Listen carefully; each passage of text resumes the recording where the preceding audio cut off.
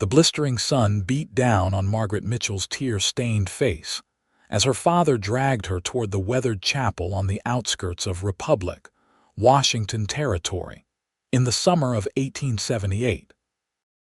At 18, she had always imagined her wedding day would be filled with joy, not the crushing despair that now threatened to suffocate her.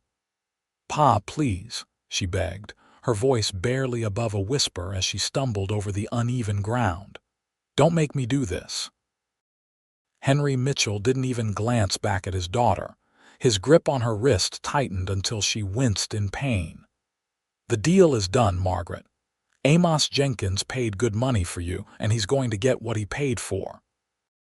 Amos Jenkins was 56 years old, nearly 4 decades her senior, with a reputation that made most folks in Republic cross to the other side of the street when they saw him coming. He'd buried 2 wives already, and the rumors about how they'd met their ends made Margaret's blood run cold. "You can't sell your own daughter," she protested, though she knew her words fell on deaf ears. Her father had gambled away everything they had after her mother died of consumption 2 winters past. Now deep in debt to Amos, he'd offered the only thing of value he had left Margaret herself. "It's a proper marriage," her father snapped, "and Jenkins has promised to clear my debts. You should be grateful someone wants you at all." Margaret felt her heart breaking. The small mining town of Republic had been her home all her life, but now it felt like a prison. The few people they passed on their way to the church averted their eyes. No one would stand against Amos Jenkins, not even for her sake. The weathered chapel door loomed before them, and Margaret knew that once she crossed that threshold, her life would no longer be her own. She'd become property, passed from father to husband without a thought for her dreams or desires. Inside, the church was dim and stifling. Dust motes danced in the shafts of sunlight that managed to penetrate the grimy windows. A handful of people occupied the pews, mostly business associates of Amos, who'd come to witness the transaction rather than celebrate a union.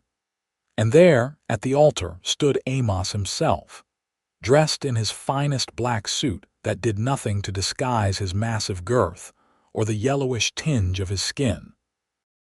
When his gaze fell on Margaret, his lips curved into what might have been meant as a smile but looked more like a predator sizing up its prey. Pastor Wilson stood beside him, Bible in hand, looking uncomfortable but unwilling to refuse the most powerful man in Republic. Margaret's throat closed with panic as her father pulled her down the aisle. "Pa," she tried one last time, tears flowing freely now. "Please don't do this." "Shut your mouth," he hissed. "You'll do your duty to this family." As they reached the altar, Amos's meaty hand shot out to grasp her arm, his fingers digging into her flesh with possessive force. The smell of tobacco and whiskey emanating from him made her stomach turn. "Lovely as a spring flower," he commented, his eyes raking over her in a way that made her want to shrink into herself. "I'll enjoy breaking you in, girl." The pastor cleared his throat uncomfortably. "Shall we begin the ceremony?" Margaret closed her eyes, prayer after desperate prayer racing through her mind. She had no one to turn to, nowhere to run. Her mother was gone, and she had no siblings or other family. The little money she'd managed to save from selling eggs and sewing had been taken by her father months ago. "We shall not begin anything," a deep voice called from the back of the church. Every head turned. Framed in the doorway stood a tall figure, backlit by the bright sun outside. As he stepped into the church, Margaret saw a man perhaps 10 years her senior, wearing trail-worn clothes and a dusty hat pulled low over his eyes. A gun belt hung low on his hips, and despite his relaxed stance, there was something undeniably dangerous about him. "This is a private ceremony," Amos growled. "State your business or get out." The stranger walked slowly down the aisle, his spurs making a rhythmic jingling with each step. He removed his hat, revealing sandy brown hair and piercing blue eyes set in a sun-weathered face. "My business," he said calmly, "is that I don't much care for seeing a young woman forced to the altar against her will." Margaret's breath caught in her throat. The stranger's gaze shifted to her, and for a moment she saw something gentle in those blue depths, a stark contrast to the hardness directed at Amos and her father. "This ain't your concern, cowboy," her father spat. "I'm making it my concern," the stranger replied. He stopped a few feet from them, one hand resting casually near his holster. "What's your name, miss?" Before Margaret could answer, Amos stepped in front of her. "She's my bride, and you're interrupting my wedding." The stranger's mouth quirked slightly. "I didn't ask you, old man, I asked her." Something about his quiet confidence gave Margaret courage. "Margaret Mitchell," she said, her voice stronger than she expected. He nodded. "Pleasure to meet you, Miss Mitchell. I'm Mason Keller." "Well, Mason Keller," Amos sneered, "you're trespassing. I paid good money for this girl, and she's mine by rights." Mason's expression hardened. "A woman isn't property to be bought and sold, Jenkins." Margaret's eyes widened. "You know him." "I know of him," Mason replied, his gaze never leaving Amos. "His reputation travels far beyond Republic." Amos signaled to two men sitting in the front pew who stood and moved to flank him. "Last chance to walk away, Keller." "I'm not leaving without giving Miss Mitchell a choice," Mason replied evenly. He looked directly at Margaret. "No one should be forced into marriage, especially not to a man with Jenkins' history. You have options, Miss Mitchell." Her father's grip on her arm tightened painfully. "She has no choice. The agreement is made."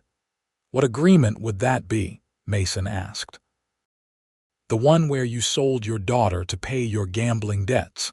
I wonder what the territorial marshal would say about that." A murmur went through the small crowd.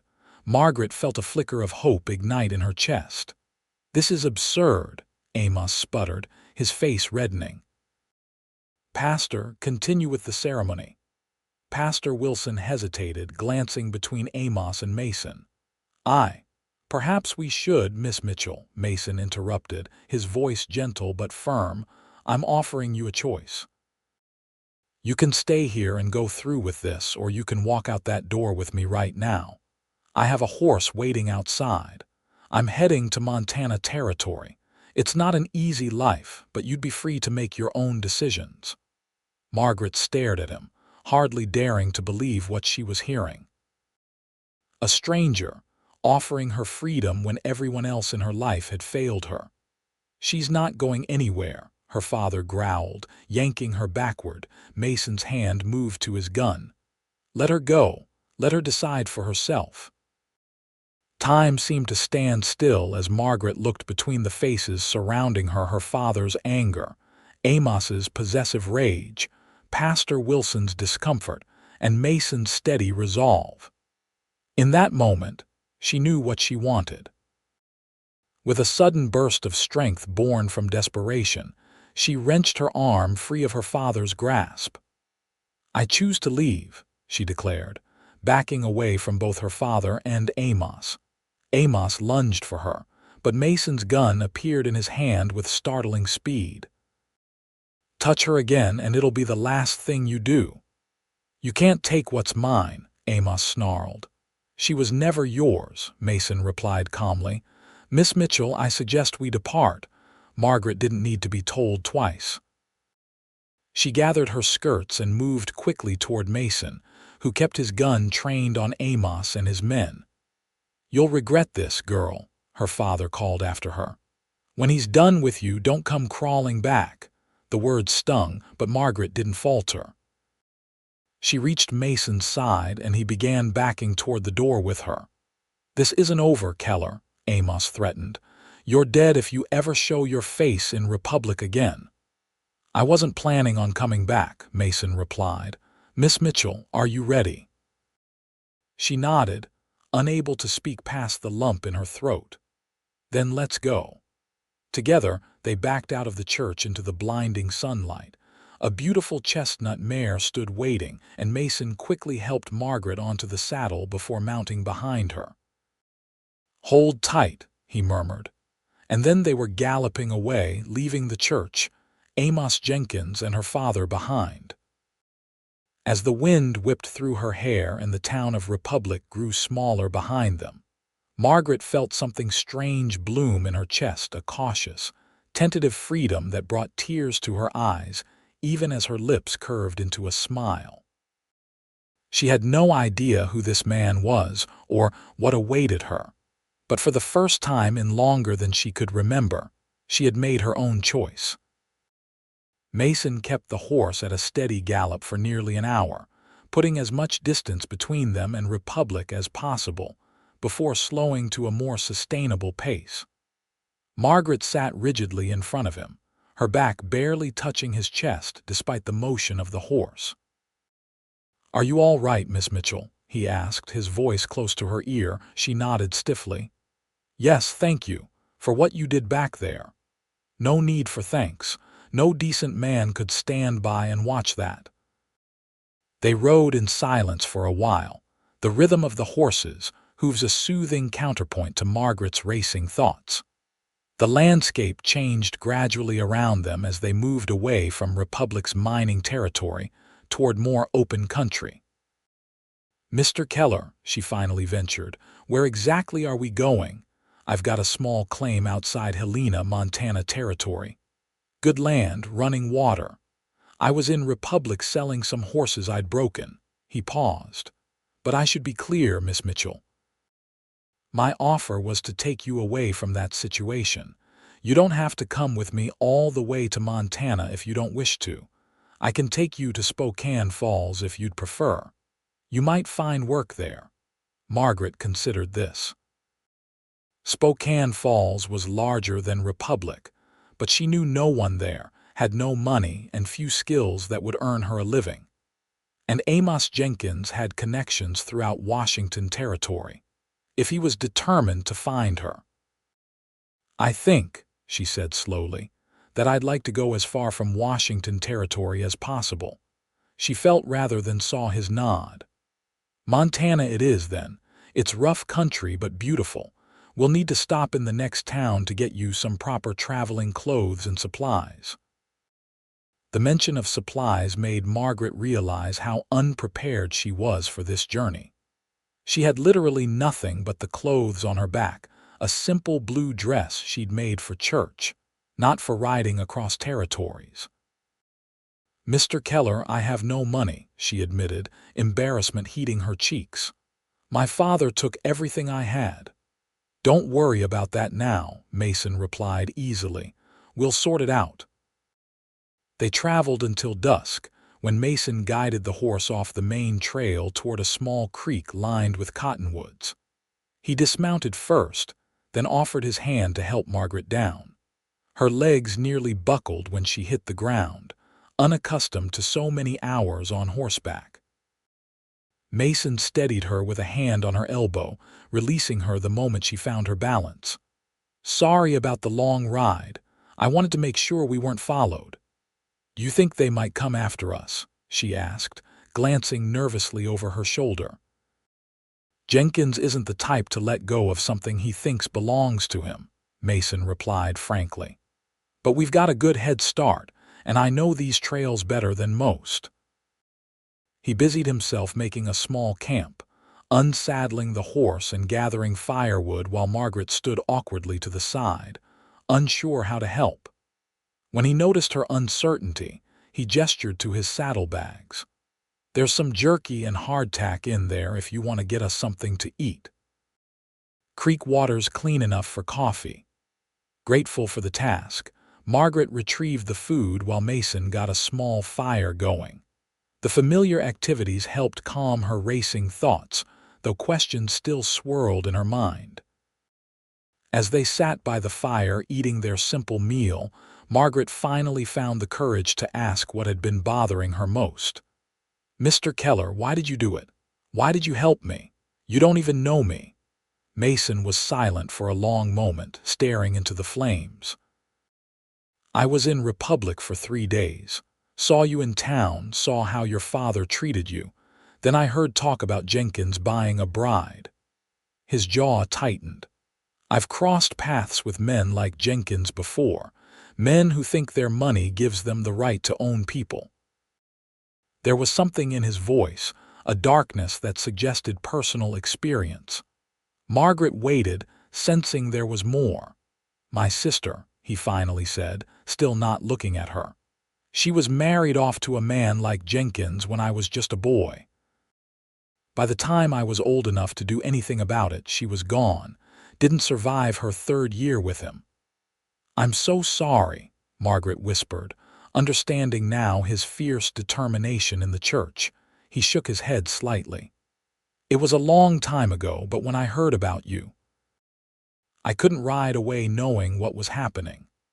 Margaret felt a rush of gratitude so intense it brought tears to her eyes. Thank you, she said simply, knowing the words were inadequate for what he had done. Mason finally looked up at her, his expression softening. You should get some rest, Miss Mitchell. We have a long journey ahead. Margaret, she corrected him. Please call me Margaret. A small smile touched his lips. Margaret, then, and I'm Mason. He offered her his bedroll, insisting he was fine with just his saddle for a pillow. Despite her exhaustion, sleep didn't come easily to Margaret that night. Every sound in the darkness startled her, and her mind kept replaying the events of the day. She had left everything she'd ever known, running off with a man she'd just met. It was madness by any measure, and yet she felt no regret. As she finally drifted off to sleep, her last thought was that for the first time in years, she was looking forward to tomorrow. They rode for 2 more days, keeping to less traveled paths and maintaining a steady pace northward. Mason was a quiet companion, but not unfriendly. He pointed out landmarks, taught her how to spot game trails, and shared stories of his travels through the territories. Margaret found herself growing more comfortable in his presence, though she remained acutely aware of the impropriety of their situation. On the afternoon of the 3rd day, they arrived at a small settlement called Cedar Creek, just big enough to boast a general store, a saloon, and a handful of cabins. We'll resupply here, Mason said as they approached, and get you some more suitable clothes for the trail. Margaret looked down at her now filthy blue dress with embarrassment. I'm afraid I'll need just about everything. Don't worry about it, he assured her. Consider it an advance on wages. She looked at him in surprise. Wages? I could use help at my place, he explained. The cabin needs a woman's touch, and I'm looking to expand the horse breeding operation. You said you can sew. Cook? Yes, of course, but then we'll call it fair pay for fair work, he said decisively. At least until you decide what you want to do next. Margaret was struck by his consideration. He wasn't assuming she would stay permanently, but was offering her a way to establish herself without charity. It preserved her dignity while giving her choices. Thank you, she said. That's more than fair. The proprietor of the general store was a thin, suspicious woman with sharp eyes who looked Margaret up and down with undisguised judgment. Your wife needs a good deal, she observed to Mason, clearly not believing for a moment that Margaret was his wife. My sister, Mason corrected smoothly, ignoring the woman's skeptical snort. She's joining me in Montana after our parents passed. The lie calmed some of the woman's suspicions, and she helped Margaret select sturdy riding clothes, boots, a hat to protect her from the sun, and other necessities. Mason added food supplies to their purchase, along with ammunition for his rifle and pistol. As they were concluding their business, the door opened, and 3 men entered, trail dust heavy on their clothes. Margaret felt Mason tense beside her, his hand shifting subtly closer to his gun. Miss Mitchell, he said quietly, why don't you wait outside with the horse? Something in his tone made her obey without question. As she left, she heard one of the newcomers ask the proprietor if she'd seen a man and a young woman passing through. Margaret's heart began to pound as she hurried to where Mason's chestnut mare was hitched. Mason emerged from the store minutes later, his expression grim. "We need to move," he said, quickly securing their purchases to the saddle. "Those men are from Republic. Jenkins sent them." Fear shot through Margaret. How did they find us so quickly? Jenkins has money and connections. Come on. They mounted quickly and rode out of Cedar Creek at a trot, not fast enough to draw attention but with clear purpose. Once they were out of sight of the settlement, Mason urged the horse to a gallop, heading east toward a line of hills. "Are they following us?" Margaret asked, clinging to the saddle horn. "Not yet, but they will be," Mason replied. "I gotta look at them. Hired guns, not locals." "Jenkins must be offering good money to bring you back." The thought made Margaret sick with dread. "What are we going to do?" "We're going to lose them," Mason said with quiet confidence. "I know these parts better than they do. There's an old trapper's cabin in those hills where we can lay low for a day or so until they move on." As they rode deeper into the hills, the terrain grew rougher, forcing them to slow the horse. Mason guided them through a maze of narrow valleys and rocky slopes, occasionally doubling back or crossing streams to confuse their trail. By the time the sun began to set, Margaret was thoroughly lost, but Mason seemed to know exactly where they were headed. Just as darkness fell, they reached a small, dilapidated cabin nestled against the base of a cliff, nearly invisible among the pine trees surrounding it. "It's not much," Mason said as he helped Margaret dismount, "but it'll keep us hidden." Inside, the cabin was a single room with a stone fireplace, a rough-hewn table, and what might generously be called a bed frame in one corner. Everything was covered in a thick layer of dust and cobwebs. "Hasn't been used in a while," Mason observed, inspecting the fireplace to ensure it was safe to light. "But the roof seems sound." Margaret set to work clearing away the worst of the dust while Mason took care of the horse and brought in their supplies. By the time he returned, she had managed to make the cabin somewhat habitable, though it was still far from comfortable. "I'm sorry about this," Mason said as he carefully built a small fire, keeping it minimal to avoid visible smoke. "I had hoped to make better time to Montana." "It's not your fault," Margaret assured him. "You're risking everything to help me. I can't begin to thank you enough." Mason shook his head. "No need for that. I couldn't have lived with myself if I'd ridden away." They ate a cold dinner, not wanting to cook anything that might create detectable smells, and spoke in low voices despite being miles from the nearest person. Outside, the wind picked up, whistling through the trees and rattling the cabin's single window. "Storm coming," Mason noted, glancing toward the door. "Might help us. Rain will wash away our tracks." Margaret wrapped her arms around herself, suddenly aware of how alone they were, how intimate the small cabin felt in the growing darkness. Mason seemed to sense her discomfort. "You should take the bed," he said, spreading his bedroll on the floor near the fire. "I'll keep watch for a while." "You need rest too," she protested. "I'll sleep light," he assured her. "Old habit from my time scouting for the army. This was new information." "You were a scout," Mason nodded. "After the war. Spent 5 years with the 7th Cavalry before striking out on my own." "Is that how you learned to track? And to avoid being tracked?" A small smile crossed his face. "That and growing up in Kentucky hill country. My pa was a hunter." Margaret settled on the bed, which was little more than a frame with some old burlap stretched across it. Despite its discomfort, she was grateful to be horizontal after another long day on horseback. "Mason," she said after a moment, "what if they keep looking for me? What if Jenkins doesn't give up?" In the firelight, Mason's expression was solemn. Men like Jenkins usually give up when the cost outweighs the benefit.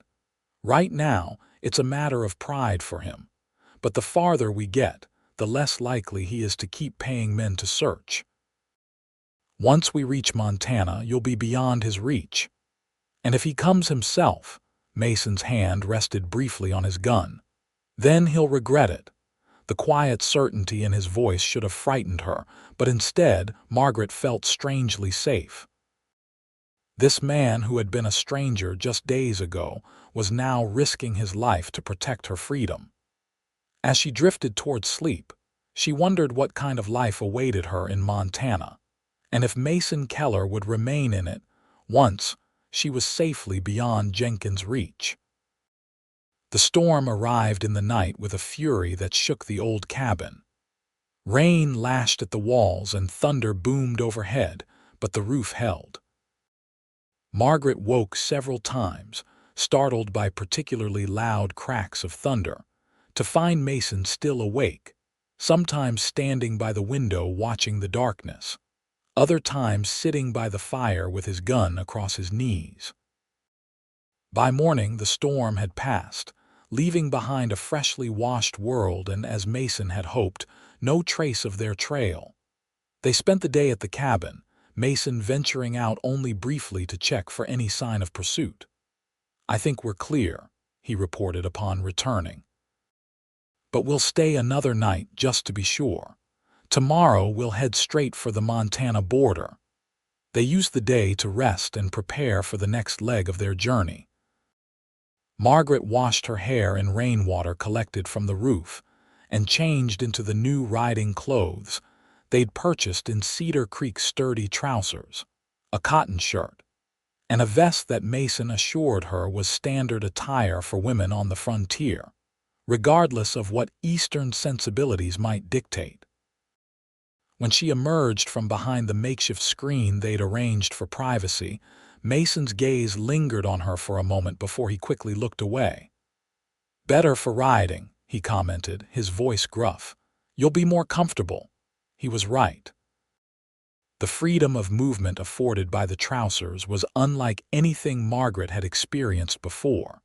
It felt scandalous and liberating all at once. As they organized their supplies, Margaret found herself watching Mason when he wasn't looking. In the few days since their escape from Republic, she'd learned little about him beyond his tragic history with his sister and his time as an Army scout. He was a man of few words, but his actions spoke volumes about his character. "Have you always lived alone?" she asked as they shared a meal of beans and salt pork that evening. Mason considered the question. "Mostly, these past few years. After leaving the Army, I trapped for a while, then started breaking horses. Saved enough to buy my claim near Helena 2 years back. No wife, family." The questions felt intrusive, but Margaret wanted to know more about the man who had risked everything for her. A shadow passed over his face. "No, never found the right time or the right person, I suppose." He glanced up at her. "What about you? Before all this, was there someone in Republic?" Margaret shook her head. "No one special. There was a boy once, but he left for California when the mines started failing." She looked down at her hands. "After Ma died and Pa started drinking and gambling, no respectable family would have considered me anyway." "Their loss," Mason said simply. The unexpected compliment brought warmth to Margaret's cheeks, and she busied herself with cleaning up their dinner things to hide her reaction. That night, as they prepared for sleep, Margaret found herself less anxious about their proximity. Mason had been nothing but respectful, maintaining careful distance despite the cabin's small size. As he banked the fire for the night, she gathered her courage to ask one more question. "Mason, what will happen when we reach Montana? To me, I mean."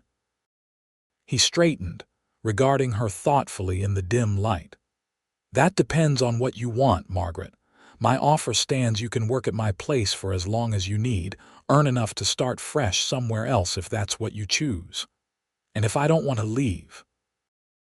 The question surprised her as much as it seemed to surprise him. For a moment, Mason said nothing, and Margaret feared she'd overstepped. But then he replied softly, "Then you'd be welcome to stay. It's a good place, peaceful, room to grow." Something in his tone made Margaret's heart beat faster. "Thank you," she whispered. He nodded once and turned back to the fire. "We should get some sleep. Long day tomorrow." As Margaret settled onto her makeshift bed, she found herself contemplating a future she'd never imagined, one far from Republic, far from her father's cruelty and Amos Jenkins' predatory gaze. A future in Montana, perhaps alongside the quiet, honorable man who slept a few feet away. It was too soon for such thoughts, she knew. She barely knew Mason Keller, and yet she couldn't help feeling that her life had changed irrevocably the moment he'd walked into that church and offered her a choice. They departed at dawn, leaving the trapper's cabin behind and heading northeast toward the Montana Territory border. The landscape grew more rugged as they traveled, the forests giving way to open countryside with distant mountains rising blue on the horizon. "Those are the Bitterroots," Mason explained, pointing to the mountains. "We'll skirt around them to the north, follow the Clark Fork River into Montana." They made good time, encountering no one but a few distant travelers on the main trail, which Mason was careful to avoid. By midday, they had crossed into Montana territory, and Margaret felt a weight lift from her shoulders. Washington Territory, Republic, and Amos Jenkins seemed far behind her now. "How much further to your place?" she asked as they paused to rest the horse near a clear stream. 4, maybe 5 days at this pace," Mason replied, scanning the horizon with a practiced eye. "We'll need to stop in a town called Deer Lodge to resupply. It's safe there, no one will be looking for you that far into Montana." Margaret nodded, relieved at the thought of civilization after days on the trail. Despite her growing comfort with their journey, she longed for a proper bath and a real bed. As if reading her thoughts, Mason added, "There's a decent hotel in Deer Lodge. You can have a room to yourself, get cleaned up proper." "That sounds wonderful," she admitted, "though I'm managing better than I expected on the trail." "You're a natural," Mason said with a small smile. "Most city folks would be complaining by now." "Republic was hardly a city," Margaret laughed, "and I've never been one to complain about circumstances I can't change." Mason studied her for a moment. "No, I don't imagine you are." There was something in his gaze that made Margaret look away, suddenly self-conscious. Over the past days, she'd noticed more and more moments like this, brief instances when the air between them seemed charged with something unspoken. They continued their journey through Montana territory, the landscape growing ever more beautiful as they traveled. Mason pointed out landmarks and wildlife, teaching Margaret to identify the calls of different birds and the tracks of animals that crossed their path. By the time they approached Deer Lodge on the afternoon of the 4th day, Margaret felt she'd learned more about the natural world than in all her previous 18 years. Deer Lodge was larger than Republic, a proper town with several streets, businesses, and even a small school. As they rode down the main street, Margaret felt the stares of townsfolk, uncomfortably aware of how they must appear trail-worn and dusty. A man and woman traveling alone. Mason led them to a modest hotel near the center of town. "Wait here," he said, dismounting. "I'll get you a room." Margaret remained with the horse, trying to ignore the curious glances of passers-by. A few minutes later, Mason returned with a key. "Room 3 upstairs," he said. "I've arranged for a bath to be sent up. I'll stable the horse and get us supplies, then meet you for dinner in the hotel dining room at 7. "Where will you stay?" Margaret asked, suddenly realizing they would be separated for the first time since leaving Republic. "There's a room at the livery for travelers," Mason replied. "I'll be fine there." Margaret felt an unexpected pang at the thought of being alone, but she nodded. "I'll see you at 7 then." Her room at the hotel was simple but clean, with a real bed that made Margaret want to weep with joy after nights on the hard ground. True to Mason's word, a copper tub was brought up shortly after her arrival, along with buckets of steaming water and a bar of soap that smelled of lavender. The luxury of sinking into the hot water was almost overwhelming. Margaret scrubbed away days of trail dust, washed her hair thoroughly, and even allowed herself to soak until the water cooled. By the time she dressed in the clean clothes they'd purchased at Cedar Creek, she felt like a new person. At 7 o'clock precisely, Margaret made her way downstairs to the small dining room. Mason was already there, seated at a table near the back wall. He too had cleaned up, his hair still damp, wearing a fresh shirt she hadn't seen before. When he saw her, he stood, and there was something in his expression, a fleeting look of appreciation that made Margaret's cheeks warm. "You look," he began, then cleared his throat. "Refreshed." "Thank you," she said, taking the seat he held for her. "So do you." Dinner was a simple affair: beef stew, fresh bread, and apple pie for dessert, but after days of trail rations, it tasted like the finest meal Margaret had ever eaten. They ate mostly in comfortable silence, both savoring the food and the respite from travel. As they lingered over coffee afterward, Mason shared his plans for the next leg of their journey. "We should reach my place by the end of the week if the weather holds.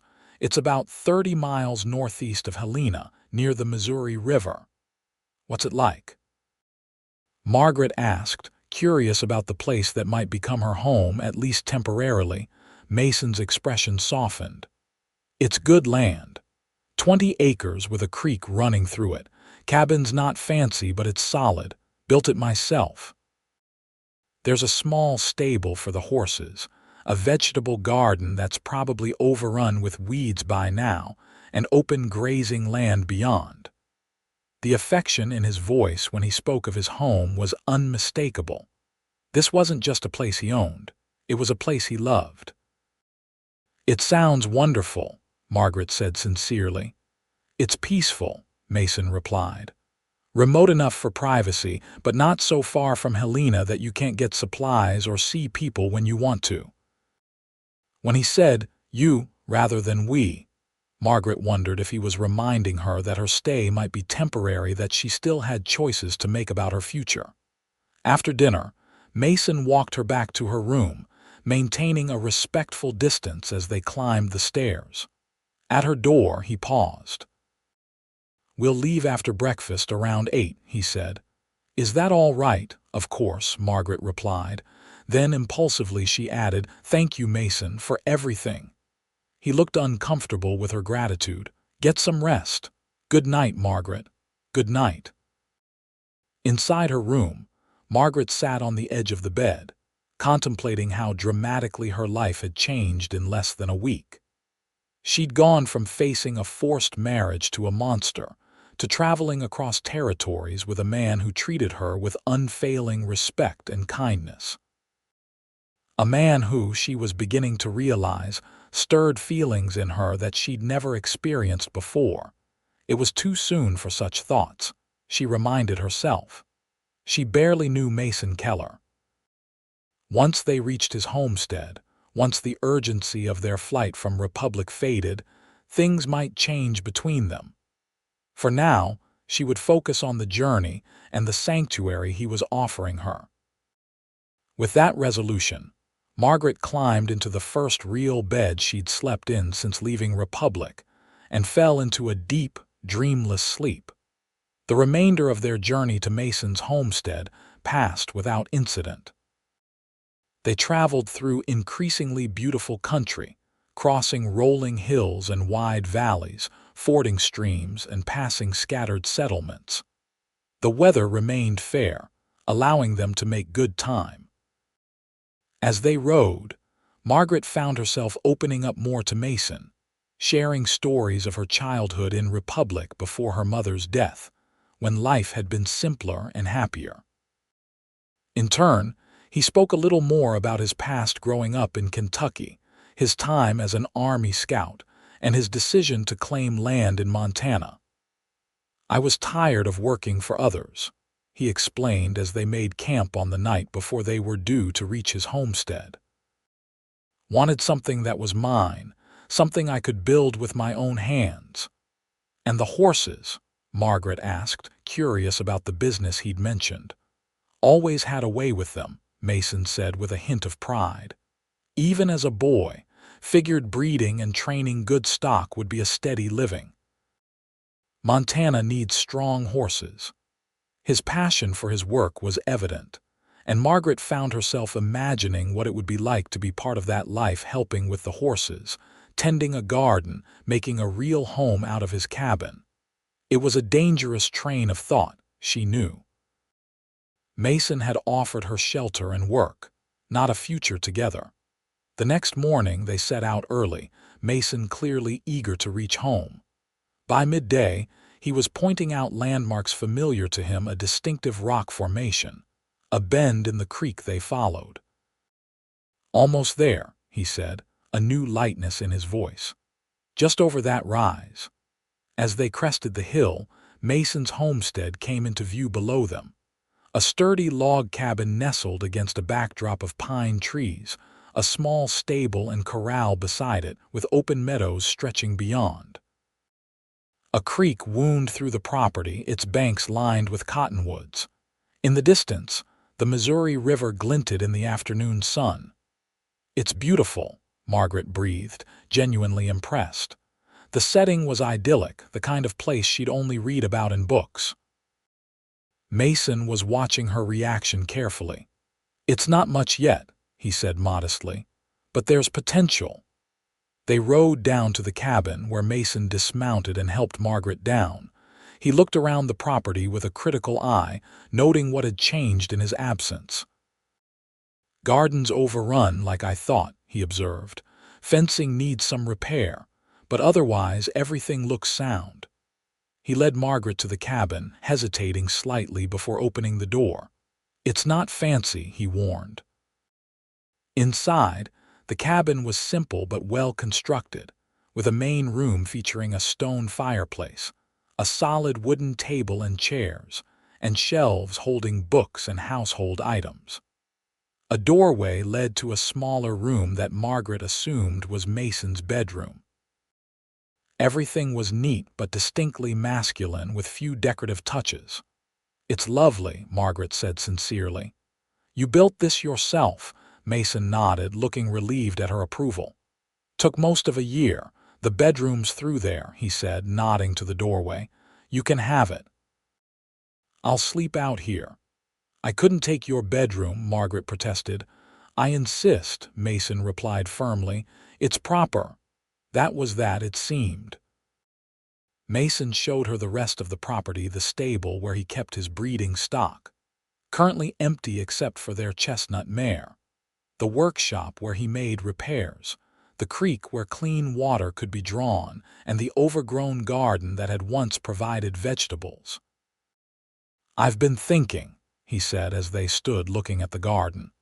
"If you're willing to take this on, get it producing again, we could split whatever it yields. You could sell the extra in Helena, start saving your own money." Margaret appreciated his continued effort to give her independence. "I'd like that," she said. "I've always enjoyed gardening." "Good." Mason seemed pleased. "I'll help clear the worst of it tomorrow, then it's yours to manage as you see fit." That evening they shared a simple meal from their trail supplies. Mason promised to ride into Helena the next day for proper provisions. As darkness fell, Margaret found herself reluctant to retire to the bedroom, strangely uncomfortable with the thought of displacing Mason from his own space. "Are you sure about the sleeping arrangements?" she asked as he laid his bedroll near the fireplace. "I'm sure," he replied, his tone brooking no argument. "Good night, Margaret. Sleep well." "Good night, Mason." In the bedroom, Margaret found a sturdy bed with a surprisingly comfortable mattress stuffed with fresh straw. The room was small but clean, with a chest for clothing and a small window that looked out toward the creek. She changed into her nightgown, one of the few concessions to femininity she'd allowed herself when purchasing new clothes, and slipped beneath the blankets. As she drifted toward sleep, Margaret realized she felt safe for the first time in years. The threat of Amos Jenkins seemed distant here in this peaceful valley. And despite the uncertainty of her future, she was beginning to hope that perhaps she had found not just temporary sanctuary, but a place where she might truly belong. The following weeks established a rhythm to life on Mason's homestead. True to his word, he helped Margaret clear the overgrown garden, then left its revival in her capable hands. She threw herself into the work, finding deep satisfaction in coaxing the neglected plot back to productivity. By the end of the first month, tender shoots of vegetables were emerging in neat rows. Mason, meanwhile, returned to his horse breeding business. He had arrangements with several ranches in the area to provide stud services from his prize stallion, which he retrieved from a neighboring farm where it had been kept during his absence. Margaret was awed by the magnificent animal, a powerful black Morgan with intelligent eyes and gentle manners despite his size. "That's Thunder," Mason told her proudly as he led the stallion into the corral. "Best breeding stock in the territory. His foals fetch top prices." Margaret watched in fascination as Mason worked with the horse, the mutual respect between man and animal evident in every interaction. Soon, mares began arriving at the property for breeding, their owners staying a night or two before returning home. Mason handled the business transactions while Margaret provided meals and ensured the cabin was presentable for guests. It was during these visits that Margaret became acutely aware of how their living arrangement must appear to others. The knowing looks, the careful avoidance of direct questions about their relationship, all suggested that their neighbors assumed they were more than employer and employee. The situation came to a head one evening after a rancher named Williams had departed with his mare. As Margaret cleared away the dinner dishes, she broached the subject that had been troubling her. "People think I'm your—" She hesitated, searching for the right word. "My what?" Mason asked, looking up from the bridle he was repairing. "Your woman," Margaret finally said, her cheeks flushing. Mr. Williams asked how long we'd been together. Mason's hands stilled. "What did you tell him?" "I said we weren't. Like that I work for you," he nodded slowly. "And what did Williams say to that?" "Nothing directly, but the way he looked at me afterward." Margaret shook her head. "He didn't believe me." Mason set the bridle aside with a sigh. "I'm sorry. I should have considered how this might appear to others." "It's not your fault," Margaret assured him quickly. "You've been nothing but proper and respectful. It's just—" "Just what?" "My reputation," she admitted. "If word gets back to Republic somehow, it will confirm everything my father probably said about me running off with you." Mason's expression darkened at the mention of her father. "Your reputation is intact in any way that matters, Margaret. You've done nothing wrong."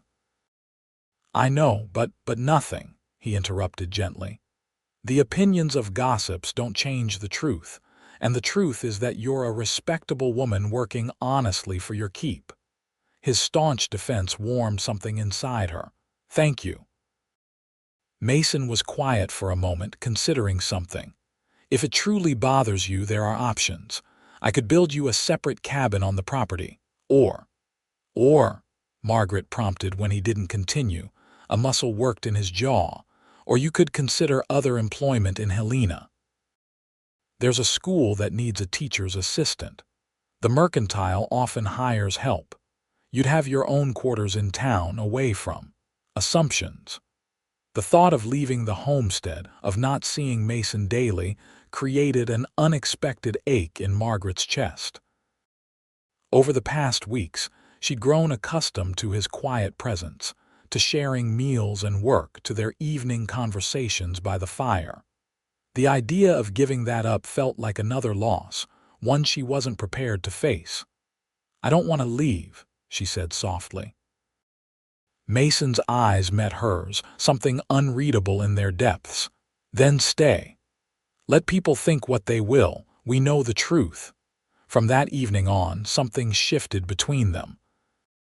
Nothing was said explicitly, but Margaret noticed small changes, Mason's gaze lingering on her a moment longer than necessary, his hand occasionally brushing hers when passing tools or dishes, a new awareness humming in the air when they sat together in the evenings. As spring deepened into summer, the garden flourished under Margaret's care, providing more vegetables than they could use. True to his word, Mason took her into Helena to sell the excess at the town market. The trip was Margaret's first real exposure to the larger settlement, and she found herself enjoying the bustle of the growing town. "You should get something for yourself," Mason suggested as they finished selling the last of the produce. "You've earned it." Margaret protested that she'd already taken what she needed for supplies, but Mason insisted. "Get something that's just for you. Not practical, just something you want."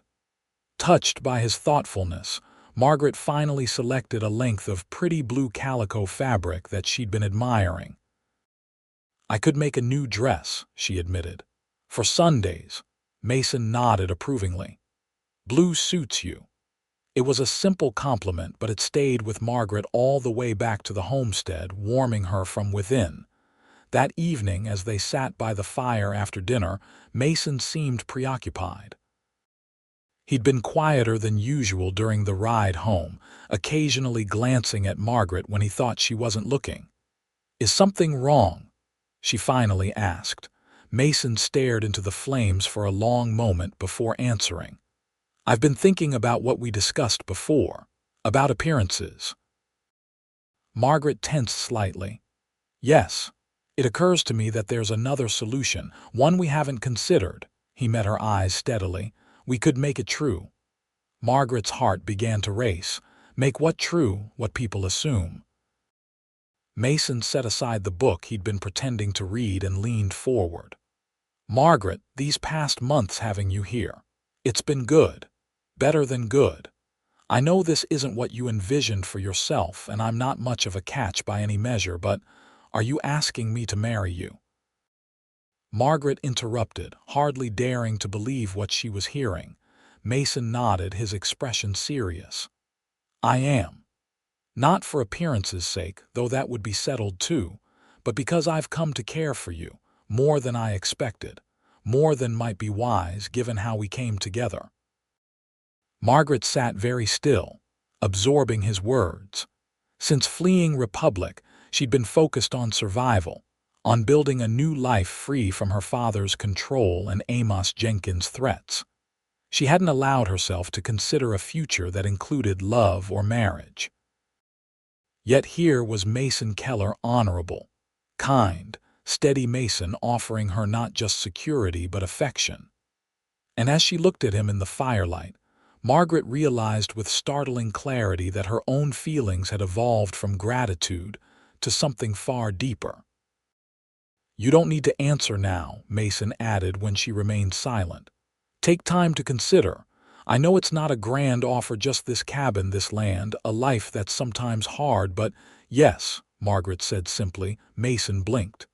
"Yes, yes, I'll marry you." Her voice was stronger now, conviction replacing uncertainty.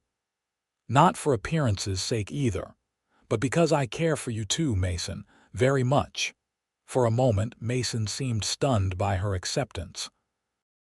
Then a smile spread across his face, transforming his usually serious expression into something Margaret found breathtaking. "Are you sure?" he asked, still seeming disbelieving of his good fortune. In answer, Margaret rose from her chair and moved to his side. Gathering her courage, she bent and placed a gentle kiss on his lips, her first kiss. offered freely and with all the affection that had been growing in her heart these past months. Mason's hand came up to cup her cheek as he returned the kiss with restraint that spoke of deep respect. When they parted, his eyes held hers with an intensity that made her breath catch. "I'll do right by you, Margaret," he promised quietly. "You'll never regret choosing me." "I know," she replied, her heart full. "I already chose you once, that day in the church. I've never regretted it for a moment." They were married 2 weeks later in Helena by a circuit-riding preacher who happened to be passing through. The ceremony was simple, attended only by a few neighbors and acquaintances from town. Margaret wore a dress she'd made from the blue calico, with wildflowers from the meadow as her bouquet. Mason had ridden all the way to Helena and back the day before to purchase a simple gold band that now encircled her finger. As they exchanged vows, Margaret thought of how far she had come from that terrible day in Republic when she'd faced being sold to Amos Jenkins. Instead of a life of servitude to a cruel man, she had found love with someone who valued her choices, her independence, and her heart. That night, as husband and wife, they discovered each other anew. Mason's tenderness as he introduced Margaret to physical love confirmed everything she'd come to believe about his character, that, beneath his quiet exterior, beat a heart capable of deep feeling and profound gentleness. Afterward, as they lay together in what was now their shared bedroom, Mason traced patterns on her bare shoulder and spoke of their future. "I've been thinking about expanding," he said. "Building a larger stable, bringing in more breeding stock, maybe adding onto the cabin someday." "For children?" Margaret asked, watching his face in the moonlight that filtered through the window. A smile touched his lips. "If we're blessed that way. Would you want that?" "Children, very much," she admitted. "I always dreamed of a family of my own." "Then we'll make room for them," Mason promised, pressing a kiss to her forehead. "This land has plenty of space to grow." As summer gave way to autumn, Margaret and Mason settled into married life with an ease that felt natural to both of them. Their days were filled with work, Mason with his horses, Margaret with the garden and household, but their evenings were for each other, for conversation and planning, and the physical expression of their deepening love. News came from Republic through a horse trader who'd passed through the Washington Territory town. Amos Jenkins had apparently given up his search for Margaret after a month, turning his attention to another unfortunate young woman from a neighboring settlement. Margaret's father had lost his cabin to gambling debts and moved on, destination unknown. The information should have troubled Margaret, knowing another woman might suffer as she nearly had, but the distance, both physical and emotional, made Republic seem like another lifetime. Her concern was tempered by the knowledge that she could do nothing to help from hundreds of miles away, and by her faith that perhaps somewhere, another Mason Keller might step in to offer that woman a choice. As winter approached, bringing with it heavy snows that sometimes isolated their homestead for days, Margaret and Mason found joy in their snug cabin, in the life they were building together. On the coldest evenings, they would sit before the fire, Margaret often sewing or mending while Mason read aloud from one of his books. It was on such an evening, with wind howling outside and snow piling against the windows, that Margaret set aside her sewing and took Mason's hand. "I have something to tell you," she said, her eyes bright. Mason looked up from his book. "What is it?" Margaret placed his hand gently on her still flat stomach. "We're going to have a baby come spring." For a moment, Mason seemed unable to speak. Then he pulled her into his arms, his joy evident in the way he held her, in the soft kiss he pressed to her hair. "A baby," he repeated, wonder in his voice. "Our baby." "Our family," Margaret agreed, tears of happiness gathering in her eyes. That night, as they lay in bed listening to the winter storm, Mason's protective arm draped over Margaret and their unborn child. She reflected on the journey that had brought her here. From the brink of a life of misery to this sanctuary of love and hope, all because one man had walked into a church and offered her a choice. "What are you thinking?" Mason murmured, his voice drowsy. "About choices," Margaret replied softly. "About how one moment can change everything." Mason pulled her closer. "I thank God every day that you chose to come with me." "As do I," Margaret whispered. "As do I." Spring arrived in a burst of new life across the homestead. The meadows filled with wildflowers. The garden sprouted fresh green shoots.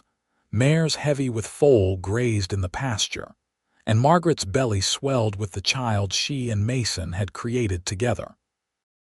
On a perfect May morning, with dawn light streaming through the cabin windows, Margaret gave birth to a son.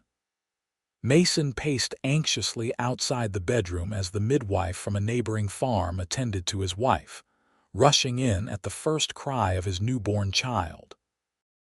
"A healthy boy," the midwife announced, placing the swaddled infant in Margaret's arms. "Strong lungs on this one." Mason stood transfixed in the doorway, his eyes filled with wonder as he beheld his wife and son. When Margaret looked up at him, her face glowing with exhaustion and joy, he moved to her side and knelt beside the bed. "He's perfect," he whispered, gently touching the baby's tiny hand, "just like his mother." They named him Daniel Henry Keller Daniel, for Mason's father, Henry for Margaret's, a bridge between their past and future. As spring deepened into summer, the homestead bustled with new life and activity. The breeding business thrived, with Mason's reputation for quality stock spreading throughout the territory. Margaret recovered her strength and adapted to motherhood with a natural grace, balancing the baby's needs with her work in the expanded garden. True to his word, Mason began building an addition to the cabin, a proper bedroom for their son and any siblings who might follow. Margaret would watch from the garden, Daniel sleeping in a basket beside her, as her husband worked, his capable hands creating space for their growing family. In those quiet moments, with the Montana sun warm on her face and the evidence of their shared life all around her, Margaret would sometimes remember the frightened girl she'd been in Republic, the girl who had nearly been sold to a man 3 times her age, who had seen no way out until a stranger walked into a church and changed everything. That girl seemed distant now, like a character from a story someone else had told her. In her place stood Margaret Keller, wife, mother, partner, a woman who had chosen her own path and found happiness beyond anything she could have imagined. One evening, as summer faded toward autumn again, Mason and Margaret sat on the porch of their cabin, watching the sunset paint the mountains gold. Daniel, now 4 months old, slept peacefully in his father's arms while Margaret leaned against Mason's shoulder. "You ever regret it?" Margaret asked suddenly. "Stopping that wedding, taking me with you, all the risk you took?" Mason looked down at her, surprise evident in his expression. "Not for a single moment," he replied without hesitation. "Best decision I ever made, even with Jenkins' men hunting us. Even with all the scandal and gossip." Mason shifted Daniel gently to one arm so he could wrap the other around his wife. "Margaret, when I walked into that church in Republic, I only meant to help a young woman escape a terrible fate. I never imagined I'd find my future there." He pressed a kiss to her temple. "You and Daniel are the greatest blessings of my life." Margaret closed her eyes, savoring the warmth of his embrace, the solid reality of the life they'd built together. "And you are ours," she whispered, "my rescuer, my choice, my love." As darkness fell over the Montana homestead, stars appearing one by one in the vast sky above them, the Keller family remained on their porch, mother, father, and child, surrounded by the peace they had created together, secure in the knowledge that sometimes The bravest choice is the one that leads to love. In the years that followed, their family grew. A daughter, Elizabeth, joined them 2 years after Daniel, followed by twin boys, Joseph and James, 3 years later. The cabin expanded accordingly, with Mason adding rooms as their needs changed, until it became a proper farmhouse worthy of the thriving ranch they had built together. Word of Mason's skill with horses spread throughout Montana Territory and beyond. Ranchers from as far away as Wyoming brought their mares to breed with his stallions, and the foals produced at Keller Ranch became known for their intelligence, strength, and gentle temperaments, qualities that reflected the man who raised them. Margaret's garden expanded into a productive farm that supplied not only their family, but also provided produce to sell in Helena. She became known for her preserves and canned goods, which fetched premium prices at the mercantile. The money she earned remained her own, as Mason had promised from the beginning, though she often chose to invest it back into their shared enterprise. As their children grew, Margaret and Mason taught them the values that had shaped their own lives: honesty, hard work, kindness, and the courage to make difficult choices. They shared the story of how they met, carefully edited for young ears, emphasizing that true love was built on respect and freedom, not ownership or control. The threat of Amos Jenkins faded into distant memory. Occasionally news would reach them from Republic. The mines had closed completely. The town was half empty. Jenkins himself had died of liver failure after years of heavy drinking. Such tidings caused barely a ripple in the Kellers' lives. So far had they come from those dark days. On their 10th wedding anniversary, Mason surprised Margaret with a gift that brought tears to her eyes: the deed to their ranch, with both their names listed as equal owners. "It was always ours," he told her as she traced their names on the document. "But now it's official. Equal partners, just as we've always been." "Equal partners," Margaret echoed, her heart full as she looked around at the home and life they'd built together. From the children playing in the yard to the flourishing fields and the sturdy buildings that housed their dreams, everything bore testament to what they had accomplished side by side. That night, after the children were asleep, they sat on the same porch where they had shared so many evenings, Margaret's head resting on Mason's shoulder as they gazed at the stars. "10 years ago, I thought my life was ending," Margaret mused. "When my father dragged me to that church, I couldn't see any future worth having." Mason's arm tightened around her. "And now," she smiled up at him, her eyes reflecting the starlight, "now I can't imagine any life better than this one, with you, with our children, with all we've built together." "No regrets, then?" he asked, though the question was light, free from the uncertainty of earlier years. "Not one," Margaret assured him. "Every choice I've made since that day in the church has led me exactly where I was meant to be." Mason kissed her then, a kiss that held all the tenderness and passion of their decade together, and the promise of many more years to come. As they held each other beneath the vast Montana sky, surrounded by the fruits of their labor and their love, Margaret and Mason Keller knew that the greatest choice they had ever made was to build a life together, a life founded on freedom, respect, and a love that had only deepened with the passing years. And in the end, that was the true legacy of the day a cowboy stopped a wedding and offered a young woman a choice: not just escape from a terrible fate, but the chance to discover that love, real love, was the greatest freedom of all.